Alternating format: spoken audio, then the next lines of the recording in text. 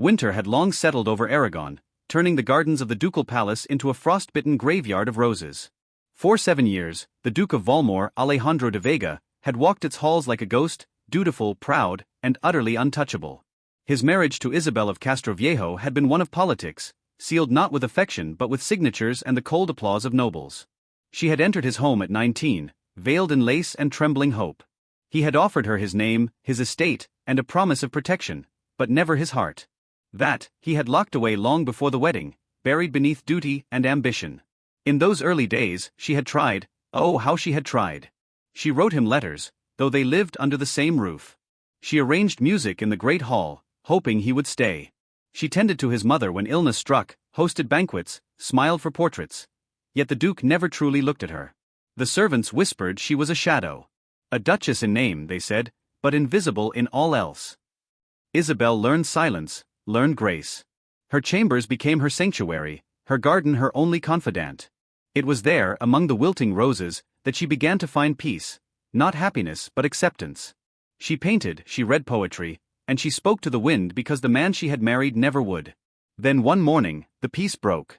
A messenger arrived from Castile, bearing a parcel wrapped in ivory silk. The seal bore the crest of Lord Ramiro Moncada, Alejandro's oldest rival. Isabel was in the garden when the gift was brought.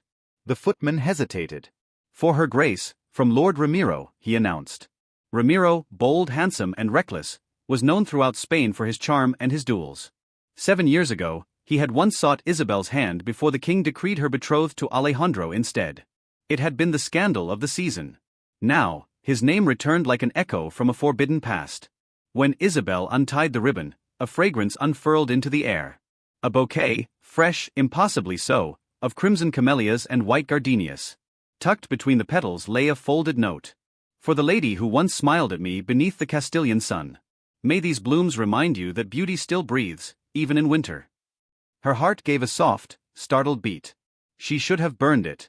She should have sent it back. But instead, she placed the bouquet on her windowsill and whispered, "It's been so long since anyone remembered." She did not know that someone else had remembered. That night, when the Duke passed her chamber, a faint scent stopped him cold. Camellias. His mother's favorite flower, and Ramiro's calling card. He stepped inside uninvited. Isabel stood by the window, brushing her hair. The moonlight kissed her bare shoulders, and the flowers glowed in the dark. Alejandro's voice, hoarse with disbelief, broke the quiet. "Who sent you those?" She turned slowly, startled by his sudden intrusion. A gift from Lord Ramiro. It would have been rude to refuse. Rude. His tone sharpened. He dares send my wife such a token, and you call it courtesy? For the first time in 7 years, Isabel's composure cracked. Your wife, your grace? For 7 years, I have been nothing more than a title beside yours. Why should it matter who sends me flowers, when you have never looked at me at all? He froze. In all their years of silence, she had never raised her voice. Never once. She turned away, her eyes glistening. They are only flowers, Alejandro. Nothing more. But he did not sleep that night. Nor the next. For reasons he could not name, the thought of Ramiro's bouquet upon her windowsill burned through him like a fever. The Duke of Valmore had faced wars, rivals, and betrayal. But jealousy was a battle he had never expected to fight.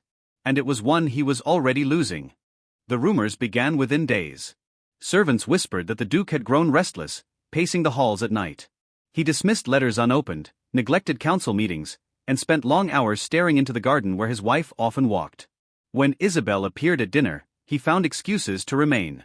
When she spoke, his gaze lingered too long.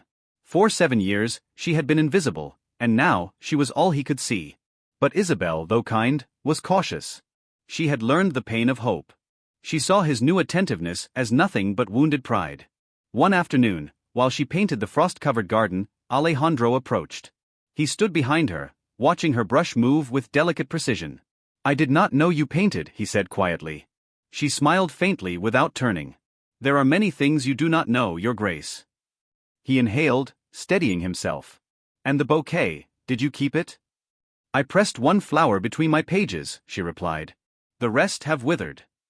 He moved closer, his voice low. "He should not have sent them." "Perhaps. But he remembered I existed." The words struck deep.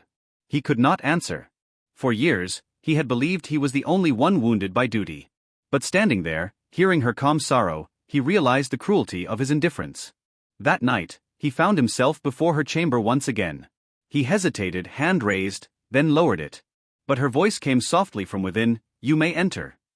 She was seated by the fire, wrapped in a shawl. "You never knocked before," she said without looking up.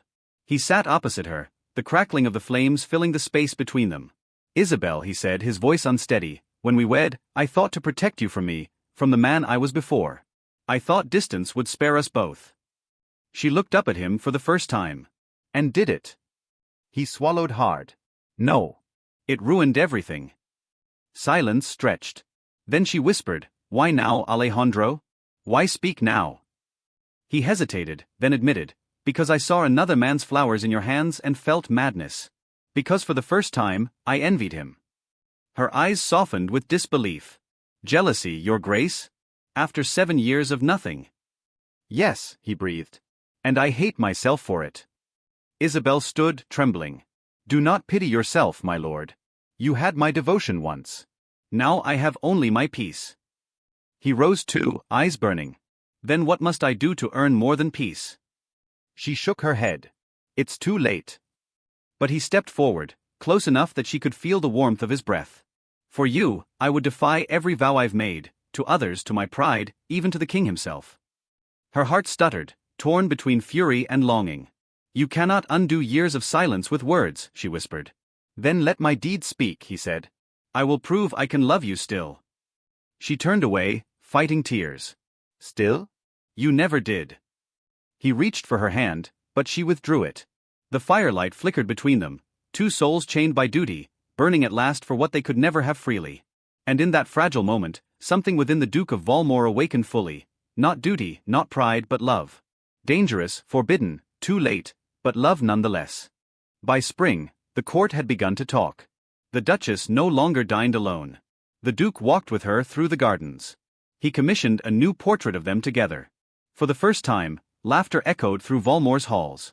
But peace is never kind to the jealous heart. Lord Ramiro returned to court, his smile sharpened by rumor. He came bearing another gift, a jeweled brooch in the shape of a camellia. Before the king's eyes, he presented it to Isabel. Alejandro's hand tightened around his wineglass. The king chuckled at the gesture, mistaking it for charm. But everyone else saw the duke's jaw harden, the storm behind his eyes. That night, Alejandro confronted her. "You should not have accepted it." "I could not refuse before the king," she replied calmly. "Would you have had me insult him in front of all of Spain?" He paced. "Ramiro does this to humiliate me."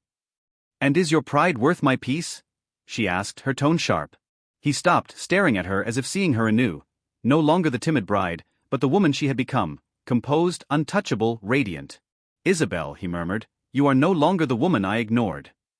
She met his gaze, unflinching. "And you are no longer the man I waited for." The truth hung heavy between them. Yet even as the distance widened, their hearts refused to let go. Days later, a duel was whispered of. Ramiro had mocked the Duke's jealousy too publicly, too cruelly. The challenge was inevitable. At dawn, on the mist-covered field beyond the palace walls, swords clashed. Isabel arrived only after the first blow was struck. She cried out his name, her voice carrying over the cold wind. Alejandro turned, just a glance, and Ramiro's blade caught his shoulder.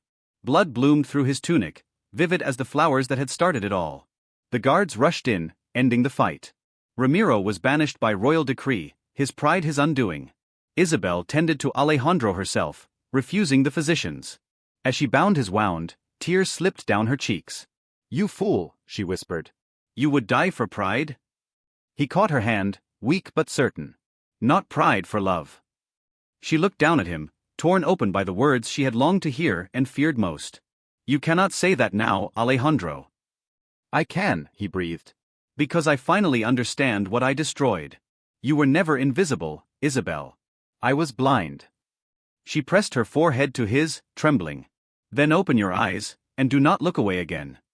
Outside, the first camellias of spring had begun to bloom.